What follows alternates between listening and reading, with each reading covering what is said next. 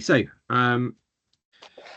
welcome again. So the plan this evening is to look at another type of verb.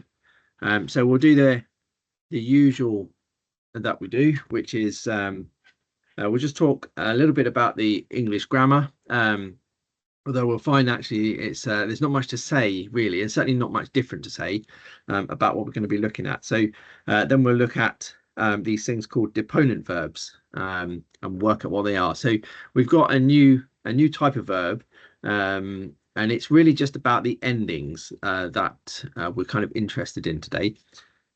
So we'll have a look at that, and we'll see if we can really just put together of all the different tenses that we've currently looked at and the different moods that we've looked at. We should be able to just look at them completely with the deponent verb. So in many ways today we're just going to be practicing some of the things that we've already been looking at with all the verbs that we've done so far, just with a different set, a different type of verb.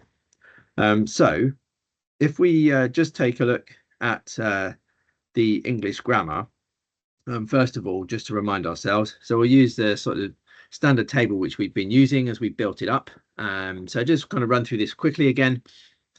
So we know that we have a number of different moods that we can express the action that we're trying to get across in our words.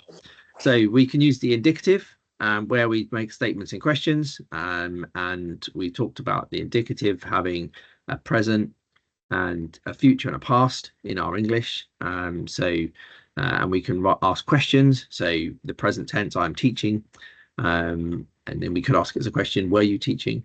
I will be teaching is future, and so on. So so there's this indicative mood which we have, and that's kind of really straightforward in terms of how we construct our sentences. And then in Greek, of course, we found that we had the present tense, and then we looked at two past tenses, which was the imperfect and the aorist tense, and they differentiated between an ongoing continuous action and an action which was undefined. Okay, so it may have happened once, it may be going on for more than once. It just doesn't matter in terms of its use. And then the future tense, obviously, we had as well. And then we looked at the different moods. And of course, we can have a command or an exhortation. So that's the imperative. And again, there's the imperative in the Greek.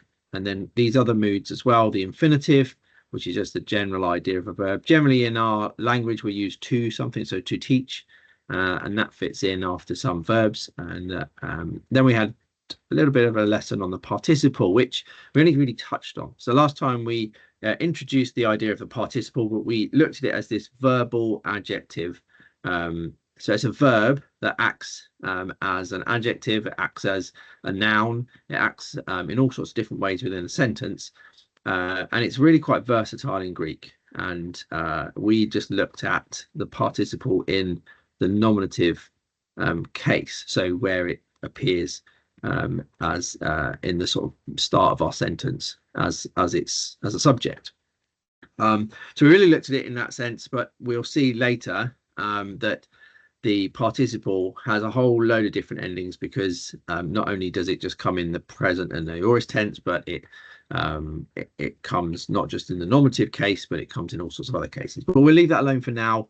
We've got a basic idea, hopefully, of a participle, which is the in our English language, we have ing at the end of it. So while teaching, that's the verbal is the participle, our verbal adjective. He sat down is the example there. So he sat, so the sitting is the main verb of the sentence, and the teaching is giving us some extra information. It's adding something else to the sentence. And we haven't looked at the subjunctive yet, but that's the tense for uncertainty and probable things, which we will come to some other time. So that's all our sort of moods that we have. So there's quite a lot, of course, and in order to indicate any of those in Greek, then we have different endings, and in some cases we add extra letters to the start of our words.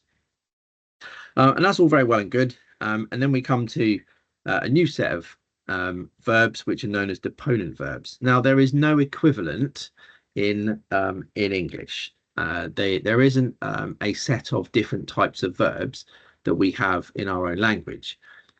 These verbs are sometimes known as middle passive verbs, but again, that's something which we can pick up at a later stage.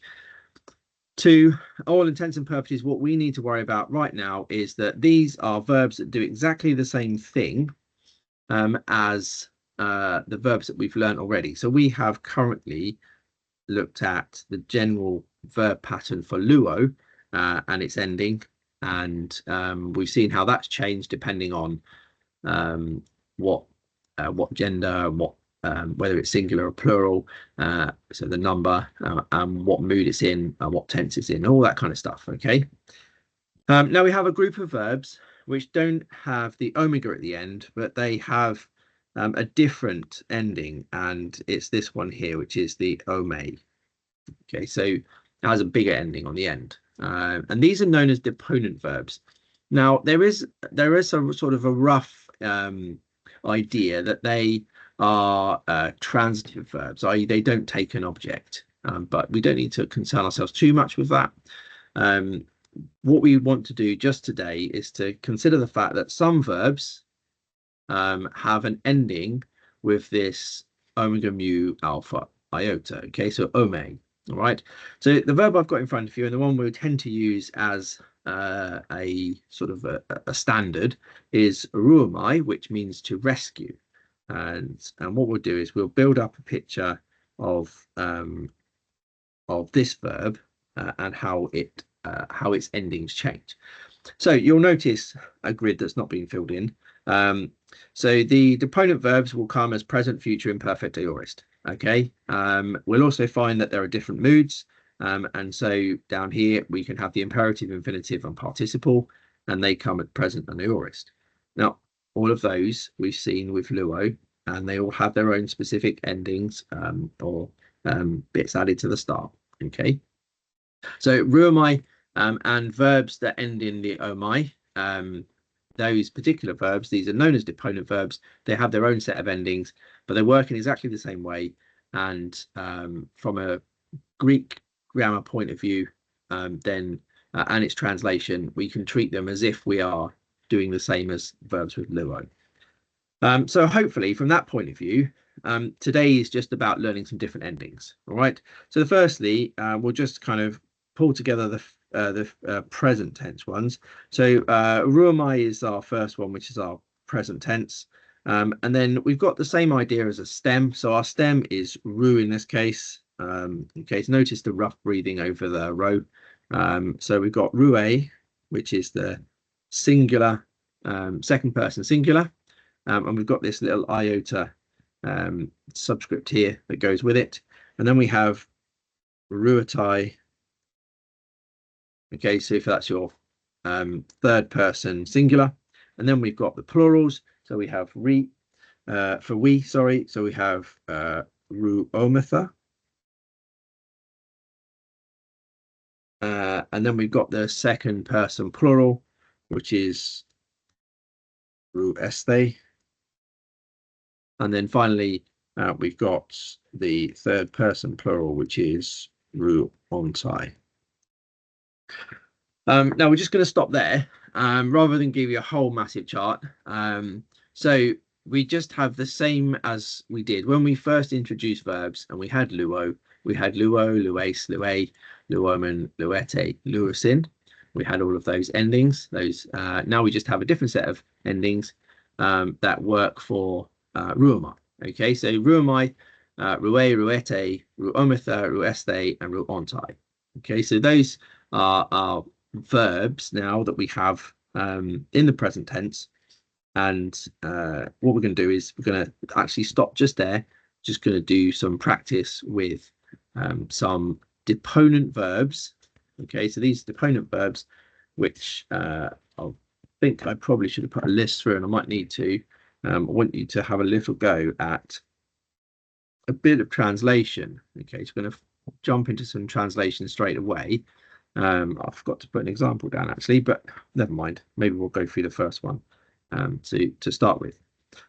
So looking at this little exercise here, we'll see if we can just translate so words that we've already met before but just using some deponent verbs. So we're going to look out for the endings, and obviously just work out if we're first, second, third person, and then if it's singular or plural, and hopefully we should be able to translate accordingly.